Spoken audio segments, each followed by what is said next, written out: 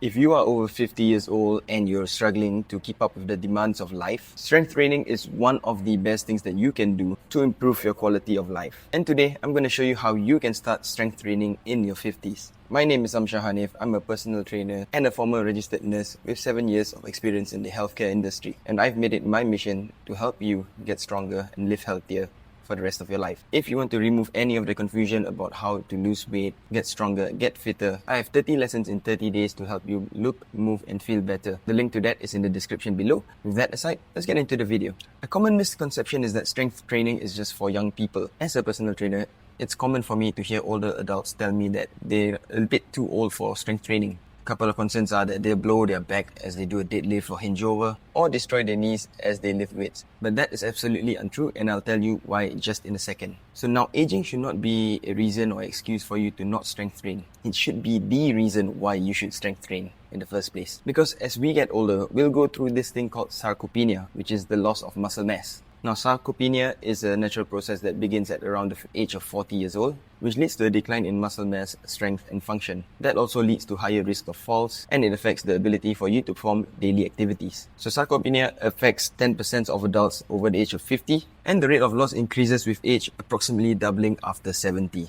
Now, while some muscle loss is normal, factors like poor nutrition, especially low protein intake, sedentary lifestyles, and prolonged illnesses leading to immobility and chronic inflammation can accelerate it. Now, what this means is strength training and adequate nutrition are key to preserving muscle mass and strength as you age. Now, the second pushback that I get from a lot of older adults is time commitment. A big concern I get from a lot of older adults is the amount of time needed to commit to strength training. Now, I'm going to be completely honest here. I have clients who come into the gym once a week, and I can tell you for sure that you can see results just training 1 hour a week, especially if you prioritize high intensity workouts, focusing on compound exercises and maintaining consistent nutrition and sleep. Now, even though the results will be a little bit more significant with more frequent training sessions, a single hour itself is more effective than doing nothing at all, especially if you're just starting to train.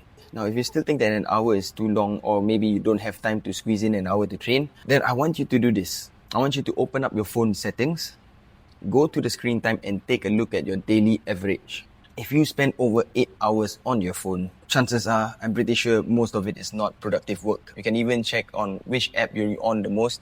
And if you're on Instagram most of the time, or TikTok or YouTube, then you're probably binging way too much. So what I want you to do is I want you to take an hour away from that screen time, bundle it all together, and use that 1 hour to dedicate your time to training. It doesn't have to be every single day. You can keep your screen time the same for the rest of the week for all I care. What I want you to do is just to make sure that you can block out at least 1 to 2 hours per week. Now, use that free time to get a workout in. Another pushback that I get from some older adults is that they don't want to get too bulky. Well, guess what? I've been lifting for 12 years now and I'm nowhere near the size of Ronnie Coleman. Honestly, I really wish that it was easy to put on that much muscle in such a short amount of time. But at this stage of my lifting journey, I'll be lucky if I can even put on 1 kilogram of muscle mass each year, let alone in a couple of weeks. So trust me, you will not accidentally get too bulky here, especially when you just started training. In fact, you will make some progress, you will see some progress in the first couple of weeks, but you'll barely see any physical changes. For huge physical changes to happen, it actually takes a lot of time and effort to get there, or else everyone who lifts weight will be competing in Mr. Olympia. Another question that often gets raised is strength training versus cardio, which is better? Now, the question shouldn't be about which is better, but why is doing both important? Now, let's first take a look at cardio training.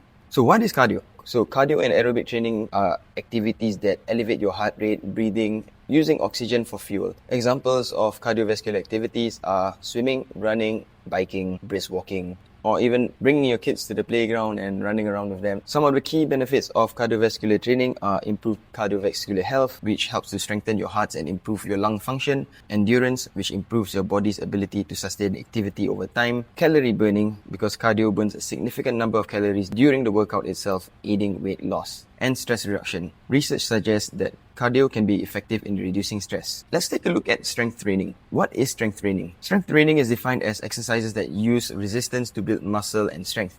Resistance can come from weights, resistance bands, or even your own body weight.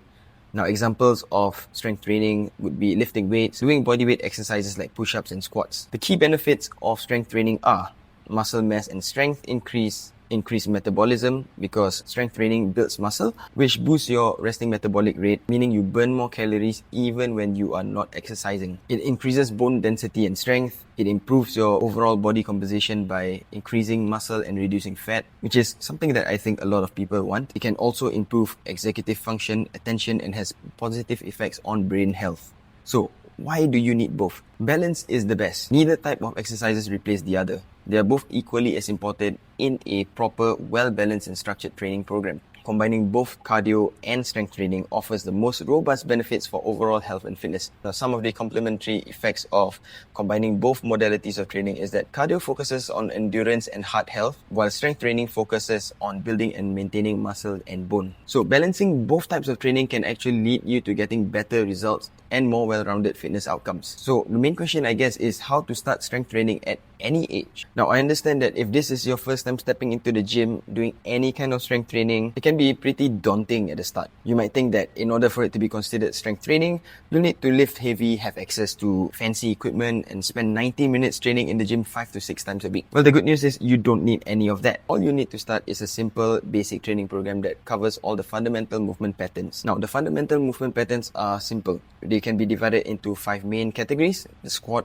hinge, push, pull, and core. There are many variations of the fundamental movement patterns, so if you are new to training, you'd want to start off with the easiest variation of each movement pattern.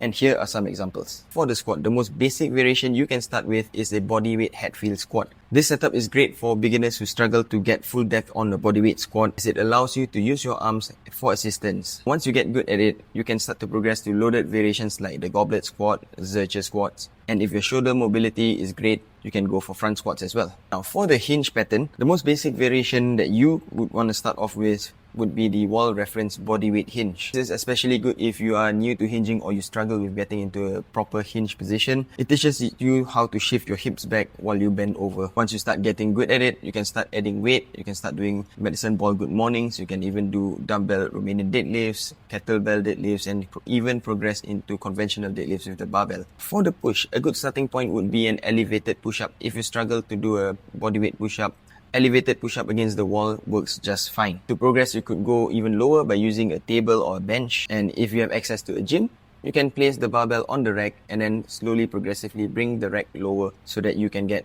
as close as you can to the floor as you get stronger. Just remember that the closer your chest is to the floor, the harder it gets. Now, for the pull as well, an easy starting point for most people would be the incline row. Now, this can be done at most fitness corners, or alternatively, you could invest in getting yourself a pair of suspension trainers like the TRX or gymnastic rings. Similar to the elevated push-up, the more upright you are, the easier it is, and the closer to the floor you get, the harder it gets. And lastly, when it comes to the core, we want to work it through 3 planes of movement: flexion, lateral flexion, and rotation. For flexion, you can do movements like sit-ups, crunches, or gar hammer raises. For lateral flexion, you can do side bends or dumbbell side bends.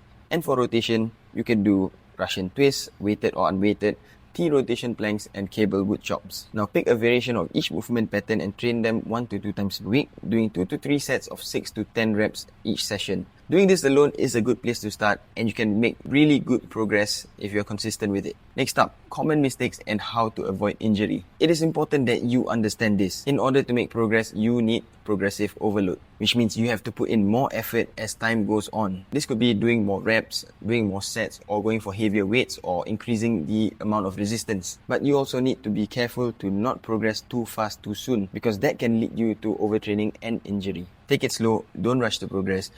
If you have a coach or personal trainer, they should be able to guide you through and progress you safely. If personalized coaching is something you feel that you need, I have one-to-one coaching slots available. You can check that down in the description below. Another important thing to take note of is rest and recovery. Now, contrary to popular belief, you don't get stronger in the gym. You actually get stronger when you get home and rest. And when I say rest, I mean really rest. Sleep well, eat well, and you'll start to feel better. I want you to remember this. You are training for life, not just looks. Think long term. You may or may not be able to see visible changes on the scale on a daily basis, but you will definitely feel the difference. Instead of fixating on the numbers on the scale, focus on how you feel in daily life and how much your strength has improved. Get started today, and your future self in a couple of weeks will thank you for it. And if you want to learn how to eat healthier without completely overhauling the way you eat, click on this video here, and I'll see you guys on the next video.